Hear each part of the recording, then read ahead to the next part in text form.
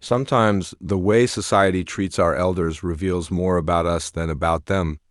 This is a story of a mother, a daughter, and a lesson a bank never forgot. An elderly woman named Margaret Williams, in her 70s, walked slowly into a downtown bank. Her silver-gray hair was tied neatly in a bun, her sweater a little worn but clean. She clutched her purse tightly. Holding a small check she had received in the mail, she waited patiently at the counter. The security guard, Kelly, gave her a quick look, then smirked. "Ma'am, maybe you're in the wrong place? This isn't a welfare office." A few customers chuckled quietly. Margaret lowered her eyes, embarrassed, and whispered, "I just need to deposit my check." The commotion caught the attention of Mr. Thompson, the bank manager. He was a heavy-set man in a gray suit with a bright red tie. He strutted over and barked. "What's going on here?" Kelly shrugged. "She's wasting time with a tiny check." Mr. Thompson looked Margaret up and down. His lip curled. "This bank doesn't have time for pennies, old lady. Why don't you go home and let real customers handle business?" Margaret's hands trembled. "This money, it's all I have." Instead of sympathy, the manager grew harsher. He shoved the check back into her purse and snapped, "Don't come here again unless you have something worth our time." The lobby went silent. Everyone saw it. No one spoke. That night, Margaret sat in her small living room.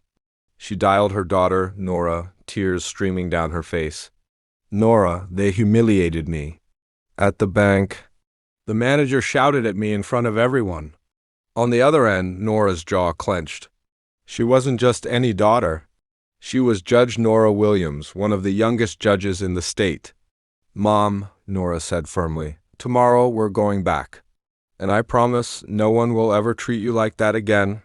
The next morning, Margaret and Nora walked into the same bank. Margaret still wore her old clothes. But Nora, now in a simple blouse and slacks, carried herself with quiet authority. They approached the counter. Margaret handed over the same check. Kelly, the guard, smirked again.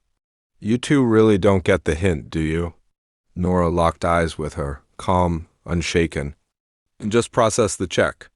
Before anything else could happen, Mr. Thompson stormed over. "I thought I told you not to come back." "This isn't a charity."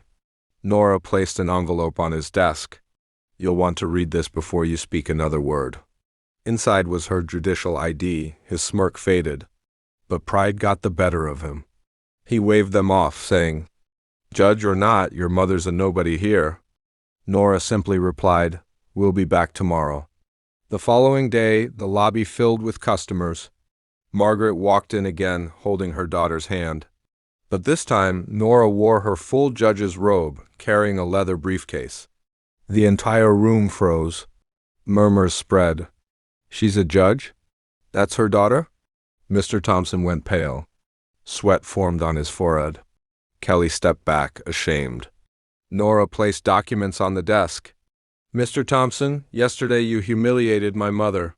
You insulted her in front of your staff and customers. Today, every word you spoke will be reviewed in court."